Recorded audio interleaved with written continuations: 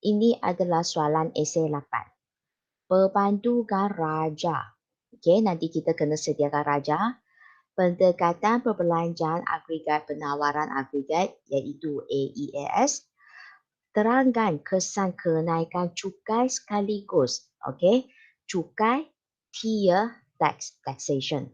Kenaikan cukai maksudnya T meningkat. Dia nak kesan terhadap apa? Keseimbangan pendapatan negara. Maksudnya kalau T meningkat, Y dia macam mana? Bagi ekonomi, 3 sektor. Okey, sekarang Miss cuba bagi tahu apa yang anda kena sediakan untuk rangka jawapan anda dulu.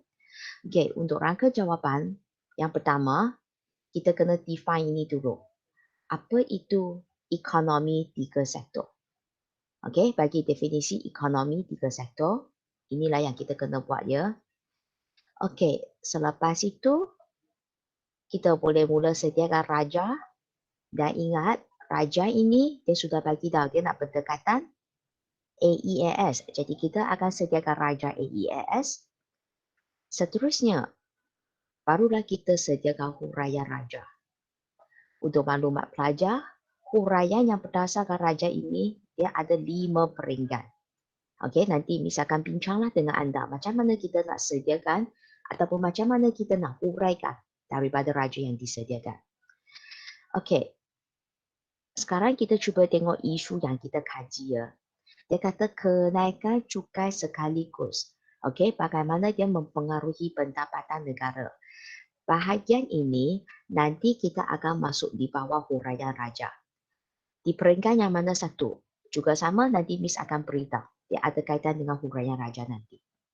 Okey, sekarang kita buat step by step. Kita mula dengan definisi dulu. Sila beritahu saya apa itu ekonomi 3 sektor. Ekonomi 3 sektor terdiri daripada individu, firma dan kerajaan. Okey, thank you. Okey, jadi individu itu kita boleh guna isi rumah ya. Okey, pastikan ada sebut isi rumah, ada firma dan juga ada kerajaan. Okey, tengok semula definisi yang anda bagi itu dan jikalau anda nak sebut, okey, ekonomi 3 sektor itu dia juga merupakan ekonomi tertutup. Pun boleh juga. Okey, itu sebagai tambahan lah bagi definisi bagi ekonomi 3 sektor. Selesai bagi definisi ini, kita akan sediakan raja. Dan raja ini, sekali lagi saya ingatkan, dia adalah berkenaan dengan AEAS. Okey, jadi sekarang Miss akan sediakan raja AEAS dulu ya. Okey, yang ini kedua punya, kita akan sediakan raja dia.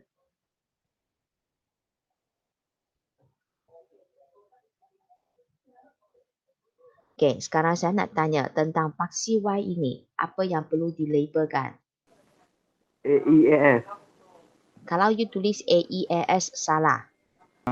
Perbelanjaan agregat. Yes, AE sahaja. Jangan tulis AS dekat sini ya. Okey, sini pula. Y. Okey, thank you. Ya, seterusnya barulah kita buat satu garis yang 45 degree punya. Mula daripada asaran. 45 degree macam inilah separuh. Okey, dan apa yang perlu dilabelkan pada sini? Y sama dengan AE. Okey, thank you. Y sama dengan AE. Ataupun kalau anda nak tulis AS sama dengan AE pun boleh. Tapi ingat, ini sebenarnya adalah kilo AS lah. Dan selain daripada AS, kita juga perlu sediakan fungsi AE. Okey, jadi sekarang Miss terus tunjukkan fungsi AE dia ya. Okey, AE. Yang ini asal punya. Jadi sekarang saya nak tanya, yang belakang ini, apa yang perlu dituliskan? C tambah I tambah G. Okey, thank you. C tambah I tambah G. Hari itu masa anda belajar ekonomi 2 sektor, kita hanya tulis C dan I sahaja. Kenapa? Sebab kalau perbelanjaan yang dilakukan oleh isi rumah itu adalah C. Perbelanjaan yang dilakukan oleh firma itu adalah I. Itulah sebab dalam ekonomi 2 sektor hanya ada 2 ini. Dan sekarang soalan ini, dia berkaitan dengan 3 sektor. Sudah ada kerajaan. Dan perbelanjaan yang dilakukan oleh kerajaan adalah G. Itulah sebab kenapa kali ini kita kena tulis G dekat sini. Okey? Kalau anda tulis C tanpa I saja, kira salah ya. Cek semula, pastikan ada G. Okey, kemudian kita tentukan titik keseimbangan. Okey, seperti biasa, AS bersilang dengan AE. Okey, inilah titik keseimbangan dia. Dan jangan lupa labelkan ini adalah E0. Lepas itu kita buat dotted line, tarik ke bawah dan labelkan ini adalah Y0. Okey, apa yang kita telah buat ini kita akan huraikan. Dan huraian itu adalah huraian berdasarkan raja lah. Itulah sebab kita akan kata ini adalah huraian raja. Bagi huraian raja, kan tadi Miss kata kita ada 5 peringkat. Jadi untuk peringkat yang pertama ini adalah berkenaan dengan keseimbangan asal. Jadi ini keseimbangan apa dan macam mana kita boleh huraikan? Keseimbangan pendapatan negara tercapai pada I0 di mana fungsi A, I sama dengan AS bersilang dengan fungsi AI yang kosong. terdiri daripada Hmm. perbelanjaan penggunaan, pelaburan dan perbelanjaan kerajaan Pada Y0. pada apa ni? Tingkat apa? Tingkat pendapatan negara Y0. Yes. Okey, barulah tepat huraian yang sedemikian. Okey, sekarang kita sambung B. B itu adalah berkaitan dengan peralihan kelok. Okey, untuk maklumat pelajar, kalau peralihan kelok, ingat kelok itu sebenarnya merujuk kepada fungsi. Bermaksud fungsi yang akan beralih. Yang beralih itu, sebab you kaji pendekatan AEAS, maka fungsi AE yang akan beralih lah. Sama ada beralih ke atas ataupun beralih ke bawah. Jadi, dia beralih ke mana? Kena berdasarkan isu yang kita tengah kaji tu. Yang ini. Jadi sekarang anda cuba tengok. Cukai sekaligus. Okey, cukai sekaligus itu T lah. T meningkat. Dan apakah kesan dia terhadap Y? Okey, kalau katakan cukai meningkat, okey, Miss cuba beri bantuan sikit ya. Okey, dia sebenarnya akan memberi kesan terhadap YD. Apa itu YD? Pendapatan boleh guna. Ya, okey. Ingat, ini adalah pendapatan boleh guna. Bermaksud cukai ini akan memberi kesan terhadap pendapatan boleh guna. Sekarang anda fikirkan. Okey, anda fikirkan cukai meningkat. Anda sebagai isi rumah kena buat pembayaran cukai yang lagi banyak. Apakah kesan terhadap pendapatan boleh guna anda? Menurun. Okey, thank you. Ya, betul, menurun. Jadi ingat, kalau cukai yang perlu dibayar sudah meningkat, pendapatan boleh guna akan menurun. Dan you sudah belajar rumus kan? Okey. Rumus yang berkaitan apa? YD. Ada 2 rumus. Cuba fikirkan rumus yang berkaitan. Okey, dan mana satu rumus yang anda boleh guna supaya dia boleh kait dengan AE punya? Tengok AE ini. Okey, dia boleh kait dengan apa? Okey, apakah pandangan anda? YD sama dengan C tambah S. Okey, jadi maksudnya dia akan memberi kesan terhadap C lah. Sebab sekarang kita cuba tengok di bawah fungsi AE ini, dia tadi pelajar sudah beritahu YD sama dengan C tambah S kan? Sini tak ada S pun. Yang ada C. Bermaksud step yang seterusnya dia akan memberi kesan terhadap C. Okey, sambung. Tabungan pun berkurang, S pun berkurang. Sabarlah, orang tanya C. C macam mana dulu? Oh, C. Okay, sorry. C berkurang. Yes, thank you. Ya, C akan menurun. Okey, walaupun anda kata, Miss saya nak kaji tentang tabungan. Tapi untuk kes ini tak payah. Okey, sebab kita tengah kaji AEAS. Dalam AEAS, tadi kan kita sudah tunjuk kat sini kan? Dia tak ada S kan? Jadi biarkan, abaikan S itu saja. Kita hanya fokus C. Jadi sekarang, anda sudah tahu bahawa C ini merupakan komponen dalam AE. Bermaksud dia akan mempengaruhi AE. Jadi, AE macam mana? menurun. Okey, kenapa ya? Komponen. Ya, ulang. Sekali lagi kuat sikit. C Sebab merupakan? komponen AE. Ya, sebab C merupakan komponen AE. Anda kena bagi tahu yang ini sangat penting. Okey, itulah sebab C turun, AE turun. Kalau AE turun, apakah kesan terhadap Y? Y pun turun. Yes, okey. Jadi sekarang berdasarkan apa yang telah disediakan di sini, okey, dia akan jadi huraian, okey, bagi peralihan kilo. Okey, jadi sekarang kita hanya ambil bahagian yang tertentu sahaja yang kita akan huraikan untuk peringkat ini. Okey, sebab sekarang kita tengah huraikan peralihan kilo. Janji kita dapat jelaskan kilo itu beralih, kita sudah berhenti dah. Bermaksud nanti kita akan mula dari sini sampai sini sahaja. Untuk peringkat yang kedua itu. Okey, dengar ayat saya ya. Guna balik soalan dia. Kenaikan cukai sekaligus akan menyebabkan pendapatan boleh guna menurun. Seterusnya, perbelanjaan penggunaan turut menurun. Maka AE pun juga akan menurun. Akibat C merupakan salah satu komponen dalam AE. Lepas anda huraikan yang ini, lepas itu kita sambung. Maka fungsi AE ataupun kilo AE akan beralih. Okey, dan beralih ke mana? Atas ke bawah. Dari mana ke mana? Okey, cuba huraikan peringkat ini. Kenaikan Cukai sekaligus Hmm. akan menyebabkan pendapatan boleh guna menurun. Okey. Seterusnya menyebabkan penggunaan menurun. Hmm. Maka Hmm. AE akan menurun Kerana kerana C merupakan komponen bagi AE. okey, good. Sambung. Maka fungsi AE akan beralih ke bawah Okey, dari dari AE0 ke AE1. yes, itulah dia. Thank you. Okey, jadi sekarang kita akan sediakan fungsi AE. Sudah kata dia beralih ke bawah kan? Jadi tunjuk anak panah. Ini adalah AE1. Kenapa fungsi AE itu beralih? Disebabkan C ini. Bermaksud ini adalah C1 tambah I tambah G. I dengan G tak berubah pun. Yang berubah itu C. Dengan reti kata lain, tadi punya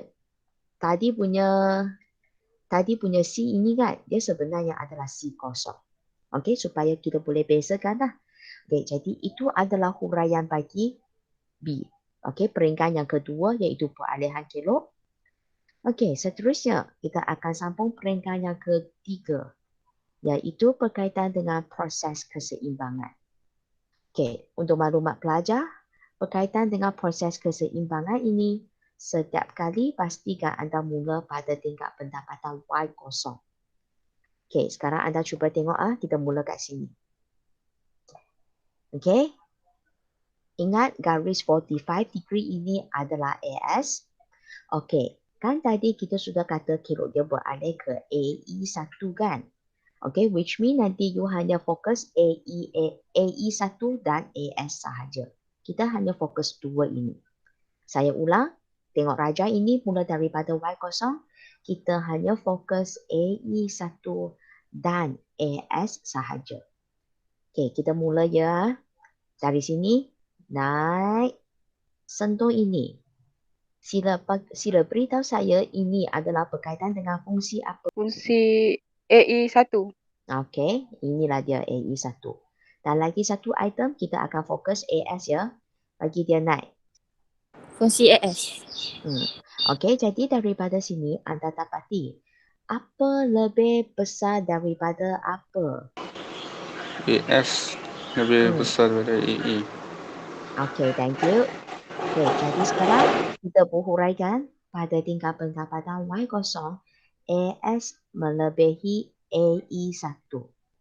Kalau katakan AS itu adalah melebihi AE1, bermaksud berlakunya lebihan penawaran agregat. Jadi yang seterusnya yang kita nak kaji, kita akan kait dari segi inventory dan kemudian kita akan kaji melalui tindakan pengeluar. Pengeluar sepatutnya macam mana? Okey, sila beritahu saya tentang inventory dia. Inventory dia macam mana ya? Meningkat. Yes, meningkat. Apakah tindakan pengeluar? Menambahkan pengeluaran. Okey, stok dekat sini bermaksud, okey kita cuba tengok apa maksud lebihan penawaran agregat lah. Okey, sekarang berlakunya lebihan penawaran agregat. Dengan reti kata lain, dalam pasaran itu barang terlampau banyak. Itulah sebab dia kata stok dia masih ada banyak lagi. Jadi sekarang, anda sebagai pengeluar, you nampak barang kamu adalah begitu banyak. Stok kamu pun ada banyak lagi. You masih nak tingkatkan keluaran ke? Atau mengurangkan pengeluaran. Okey, jadi dekat sini kita akan beritahu bahawa pengeluar dia akan kurangkan keluaran. Okey, selain daripada keluaran, kalau belajar nak guna perkataan output pun boleh lah. Okey, dan sebenarnya kalau pengeluar dia kurangkan keluaran, okey, kita cuba tengok ya. Okey, nanti sekarang yang ini ya. Okey, kejap kita tengok yang ini. Okey, yang ini sebenarnya merujuk ketidakseimbangan berlaku. Okey, untuk maklumat pelajar, apabila berlakunya ketidakseimbangan kan, okey, di mana AS tidak sama dengan AE. Jadi isu kita AS melebihi AE. Apabila berlaku ketidakseimbangan, nanti apa-apa pun dia mesti akan capai keseimbangan semula. Di mana AS kena sama dengan AE. Bermaksud nanti kita punya keseimbangan baru itu kita kena bagi AS sama dengan AE. Dia akan capai semula dekat sini. Okey, kan tadi anda kata pengeluar akan kurangkan keluaran. Keluaran ini sebenarnya merujuk Y lah. Maksudnya dia akan kurangkan. Anda cuba tengok. Yes, betul. Dia akan kurangkan. Okey, jadi dekat sini ayat kamu anda boleh sebut pengeluar akan kurangkan keluaran. Okey, lepas tu tampak sehingga mencapai keseimbangan baharu pada titik E1. Okey, sebab kita dapati kalau keseimbangan yang baharu itu memang pada masa itu AS sama dengan AE1. Okey, jadi selesai untuk proses keseimbangan. Kemudian untuk peringkat yang seterusnya, kita akan fokus keseimbangan baharu. Dan ingat, ini adalah keseimbangan pendapatan negara ya. Okey, jadi Miss pun labelkan ini E1, Y1. Nak huraikan juga sama, pastikan nanti huraian kamu ada sebut E1. Yang ini Y sama dengan AE sebenarnya AS. AE1 terdiri daripada apa yang ini berubah ya. Dan juga Y1. Okey, cuba huraikan tentang keseimbangan pendapatan negara yang baharu. Keseimbangan pendapatan negara yang baharu tercapai pada E1 pada fungsi AS bersilang dengan fungsi AE1 yang terdiri daripada perbelanjaan penggunaan, pelaburan dan perbelanjaan kerajaan. Okey. Pada tingkat pendapatan negara Y1. Yes, good. Itulah dia. Okey, jadi anda kena praktis, anda tengok raja ini saja, anda pun terus boleh huraikan. Cuma kekurangan dia tadi, dia tak sebut yang ini. Perbelanjaan penggunaan yang baharu. Okey, kalau boleh ya, pendapatan negara ini sebut juga pada tingkat pendapatan negara baharu, Y1. Okey, jadi itu adalah huraian lah bagi peringkat yang keempat ini, keseimbangan baharu. And the last one, apakah nama peringkat ini ya? Kesan. Okey, sila beritahu saya kesan dia macam mana? Kesannya pendapatan negara akan menurun daripada Y0 ke Y1. Akibat apa? Ini isu dia. Akibat kenaikan cukai. Yes, melalui proses apa? Melalui proses pengganda. Yes, okay. Mungkin tadi Miss tak berapa tekankan proses penggandaan. Sekarang kita cuba tengok. Okay, kita cuba tengok semula yang berkaitan dengan proses keseimbangan dekat sini. Okay, fokus bahagian ini ya. Kan tadi saya kata pengeluar kurangkan keluaran kan. Okay, sekarang anda cuba kita fokus betul-betul. Di sini AS, sini AE. AS melebihi AE kan. Pengeluar kurangkan keluaran. Anda cuba tengok kurangkan keluaran. Y dia turun. Sebenarnya dekat sini. Tadi kita terus tengok macam ini kan. Kalau kita nak fokus betul-betul, Y turun sehingga ke sini. Cuba tengok. Yang dia sentuh ini. Ini. Dia sentuh kilo apa? Kilo AS. Okay. So, bermaksud ini AS. AE satu kat mana? Kat bawah sini. Okay. So, sekali lagi kita dapati bahawa AS melebihi AE. Tengok. Inventory naik. Pengeluar masih akan kurangkan keluaran. Kurangkan lagi tengok kat sini. Sekali lagi sini sentuh AS. AE kat mana? Kat bawah. Kurangkan keluaran lagi. Jadi ini sebenarnya adalah berkaitan dengan proses pengganda ataupun proses penggandaan. Okey, jadi untuk peringkat yang bahagian sini untuk proses keseimbangan memang kita tulis macam ini kan. Okey, anda sepatutnya huraikan. Okey, huraikan bagi dah pengeluar kurangkan keluaran. Kan tadi anda nampak ada lagi banyak peringkat kan. Kita tak perlu tulis banyak kali. Anda sebut proses ini bermaksud proses inilah. Okey, proses ini akan berterusan. Okey, sehingga bila? Sehingga capai keseimbangan baru pada titik E1. Itulah dia. Jadi itulah sebab tadi di bawah kesan itu, apa yang saya nak anda tekankan, you bagi tahu saya Y macam mana. Okey, you kata turun. Dari mana ke mana. Kemudian beritahu saya tentang akibat apa. Kenapa Y turun? Disebabkan cukai kan? Cukai yang macam mana? Dan melalui apa? Proses apa tu?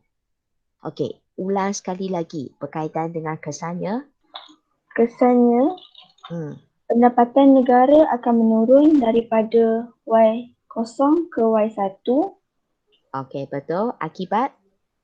Akibat kenaikan cukai melalui proses pengganda. Yes, itulah dia.